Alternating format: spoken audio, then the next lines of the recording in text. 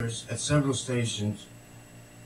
I just came off working at Berkeley, who just used to go up behind women and squeeze them, and this was a daily occurrence, and they would complain, and nothing was done about it.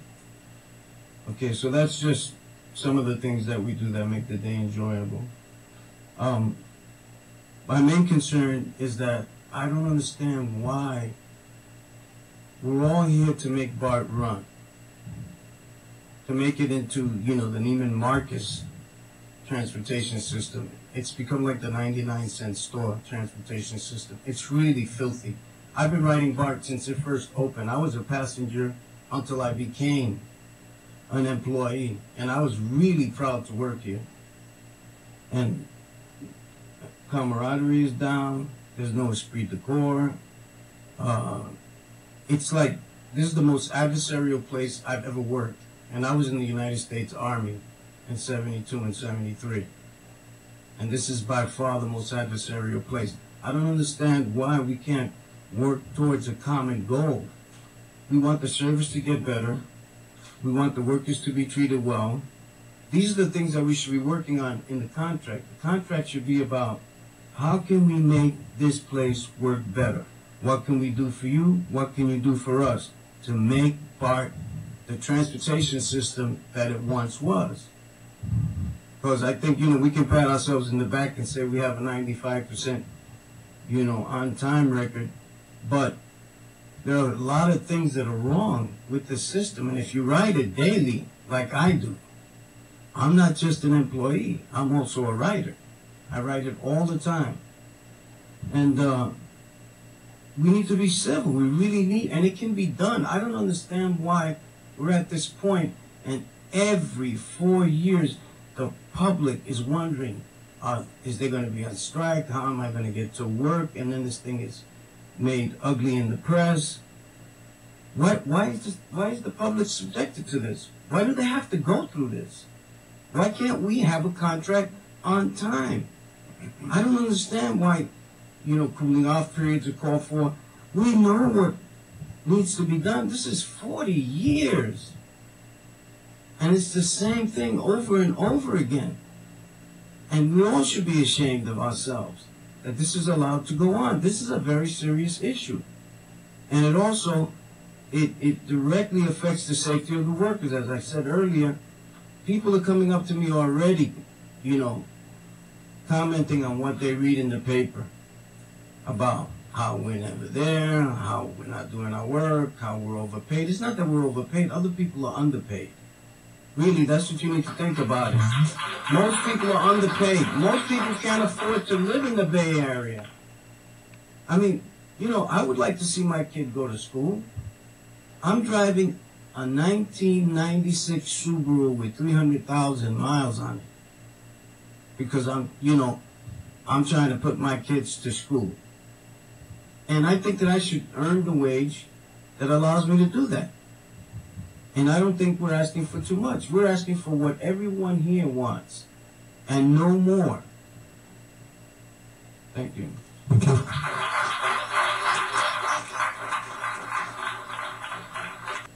Good morning. I'm not going to take too long. It's very short what I have to say. As you know, my name is Marlon Rodriguez. I work as a station agent at in San Francisco, M-Line. And I'm here because I'm very concerned about the safety and security of all the BART employees, not just the station agents, but specifically the station agents. They already mentioned it, but I was recently attacked on Sunday morning at the Glen Park BART station. And when I tell people that I was attacked at Glen Park, they get surprised. They say, wow, I didn't expect you to be attacked at Glen Park. Most people expect this type of things to happen at 16th Street, 24th Street, maybe Civic Center, here, maybe MacArthur here in Oakland, but never Glen Park. So if this type of things happens in Glen Park, it could happen anywhere in the system, any station. I was punched twice in my eye right here. It's getting better now. And all I did was ask the passenger to provide a ticket. I was not yelling at the passenger. I was not screaming at the passenger. I was speaking just like I'm speaking to you right now. And he just punched me 2 times. When I went to emergency, the doctor said that I could have fainted, I could have fallen to the ground, and I could have hit the back of my head. Something worse could have happened. When I went to my regular doctor, he says that God really loves you. God really cares about you. He told me that if he would have broken the bone under my eye would have dropped a little bit, because that's what holds the bone under the eye, holds the eye in place. I could have had difficulty seeing with my eye. He also told me that if he would have hit me right in the eye, he would have damaged the cornea, and I would have been blind from that side. So all of this violence is happening every day. You just don't hear about it. At every station. It's like I said, I would never in my mind, it never crossed my mind that that would happen at Glen Park. And it's happening every day, as George mentioned it. And this morning, all I'm asking is for more protection for our employees, but especially station agents, because we're the ones that deal with the property. We're the ones that represent Park. We're the ones that every day we come to the station and we have to face with they get angry because they don't want to obey the rules. Passengers don't want to obey the rules. They don't want to pay for the fare. And all I'm asking is for more protection, maybe more police presence. Maybe we can coordinate with the local police. I know that Park Police doesn't have enough officers, so maybe we can coordinate with the local police. Maybe we can increase the fine. Instead of 10,000, make it 25,000. Maybe we can let the public know that it's not okay to hit station agents. That it's not okay to hit employees. And another suggestion that I have, I'm not an expert on this, but maybe you can come up with better suggestion, is to make announcements that it's a crime to assault or to hit by employees. Maybe run a campaign to let the public know that it's a crime, that it's not okay. And the reason why this is happening is because these people are not being arrested and they're not being prosecuted. This guy that attacked me was his friend, filmed it on a cell phone. He's going to share it with other friends, and they're going to say, look, you don't need to pay. You just walk through, and they're going to probably do the same thing. All you got to do is hit the station agent and walk away. So I hope that before something worse happens at the station, you can implement some of the suggestions, or maybe you have better suggestions. Thank you. Thank you. Good morning. Good morning. I'm going to say some things that, to me, they're my truth, so it might offend some people, however, it's the truth. I'm a BART train operator. I've been here maybe 13 years now. Before that, I was with AC Transit for 13 years. And I'm speaking as a private citizen and rank and file member of ATU 1555. On June 11, 2012, somebody jumped in front of my train at Bayfair BART and committed suicide. And yesterday, there was another suicide at Glen Park. Actually, I was operating the Fremont train, and the gentleman, he attempted to jump in front of my train.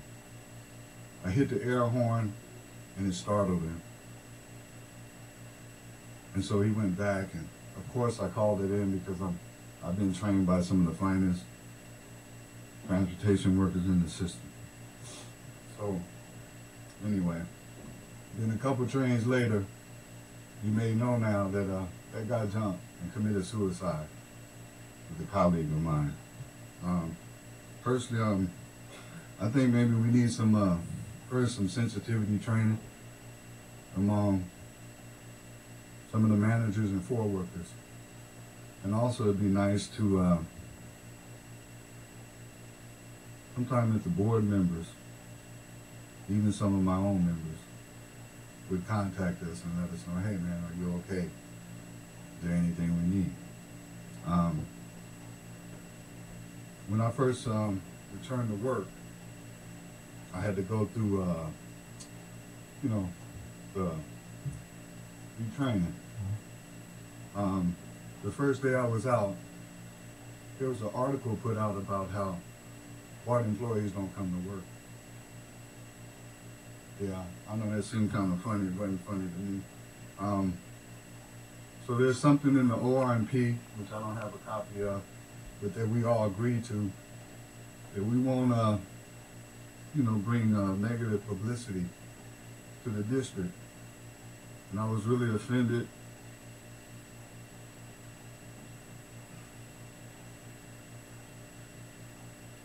That the day I returned, it started all over again. The attacks from, I don't know the BART board, where it came from. And then the way the passengers saw me and treated me and my colleagues. In our last contract in 2009, and I'm just going to tell the truth, under the former leadership of Jesse Hunt and Colleen McCann, what's his name? Your spokesperson went out and told the media, hey, go confront the train operators and station agents. I mean, that did not sit well with me and my colleagues. And actually, I think if I did something to harm the district, I would be facing some kind of discipline for that section in the RMP. And then, I don't know if he's still a member. Oh, you know who he is. Then the other guy to say, screw the workers, but we create the wealth. And as far as I'm concerned, I'm not here to beg you guys, because I understand the power of our labor.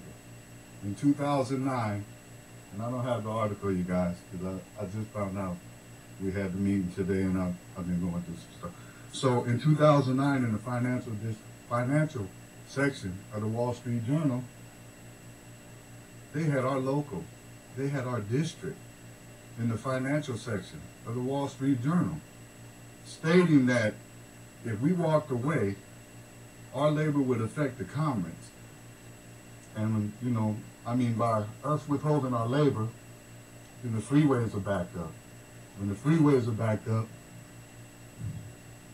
then the trucks don't roll. When the trucks don't roll, then they don't get unloaded. We affecting commerce.